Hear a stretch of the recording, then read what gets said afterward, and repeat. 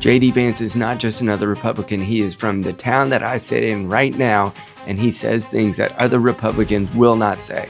Let's get into it. My name is Casey. I am a therapist of more than a decade, and I started this channel to try to tell the truth about how our culture has degraded, which I've seen firsthand. And let's tell the truth about whether JD Vance is the next candidate that we all want and need, or is he just another Republican GOP shill? Let's get into it. Say Christ is Lord. Say Christ is Lord.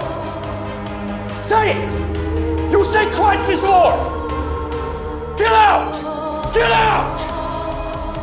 JD Vance did a speech at Turning Point USA event last night, and he took the stage in order to try to take the mantle from Charlie Kirk and others, and trying to identify whether he is the candidate for 2028 to take MAGA to the next level, as well as taking it to a younger generation of new recruits into that movement.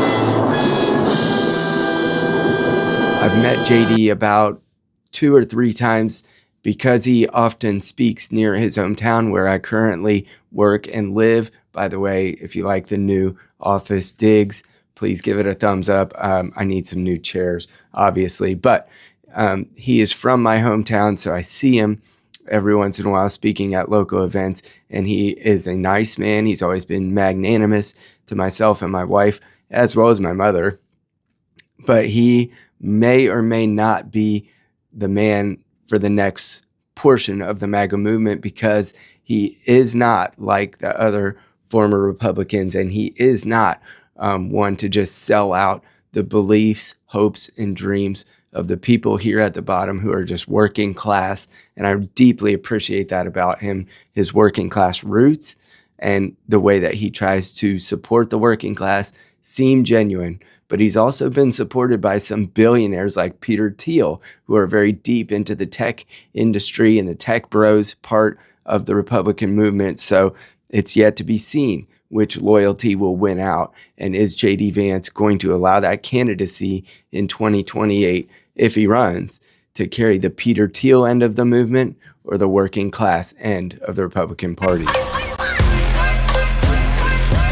We're going to take a look at some of the quotes that JD Vance happened to speak at the TPUSA event last night. Let's look into what he said at Ole Miss. An important part of my entire political philosophy is we cannot be afraid to do something because the left might do it in the future. The left is already going to do it regardless of whether we do it. One of the most important instances that JD mentions in his speech last night in the questions portion of his TPUSA speaking event is that he says he is no longer worried about the assumption and the use of power just simply because the other side will use it against them, because he's exactly right. Quite frankly, it's already been done that way, and it will continue to happen that way. So we cannot forego using political ends to create the America we want just because we know that the left will use it against us. They already have. If you're doing it, stop it. Get some help.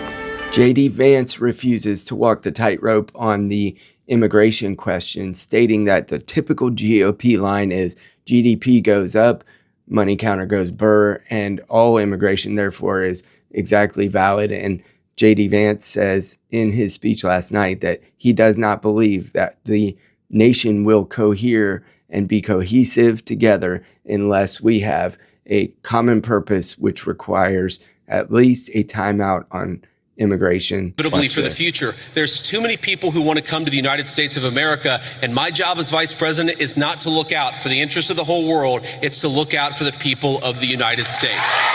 JD also said this verbatim: anybody who's telling you their view is neutral likely has an agenda to sell to you, and I'm at least honest about the fact that I think the Christian foundation of this country is a good thing.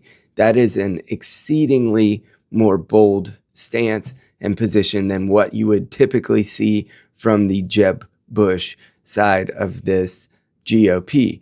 I am exceedingly proud that the gospel has been shared to millions of people, and that our politicians even have stood on stage and shared actively the faith that they have.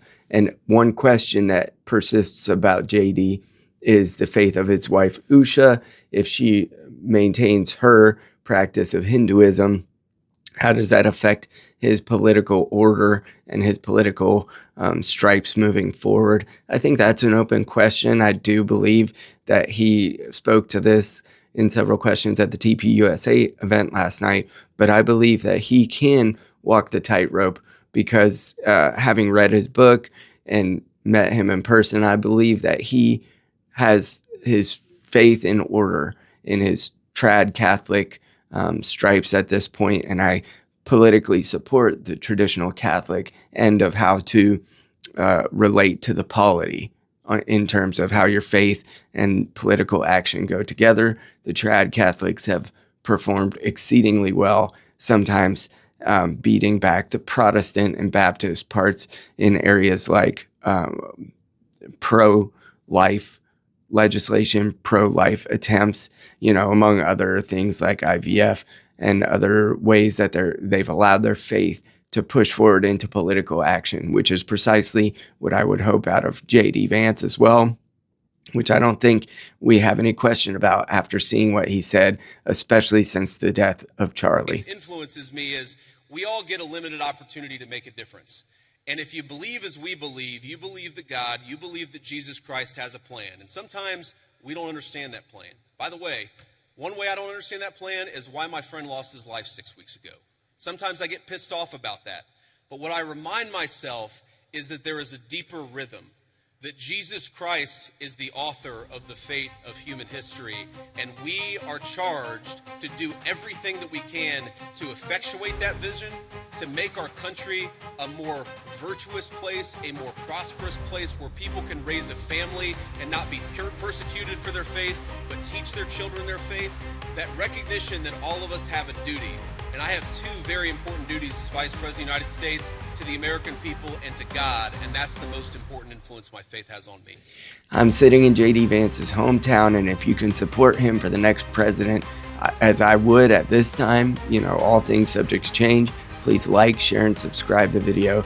And I'm just a therapist, Midwestern midwit, who's attempting to bring faith, fatherhood, and freedom to the future of America. If you can support that, please subscribe to the channel. Have a great one.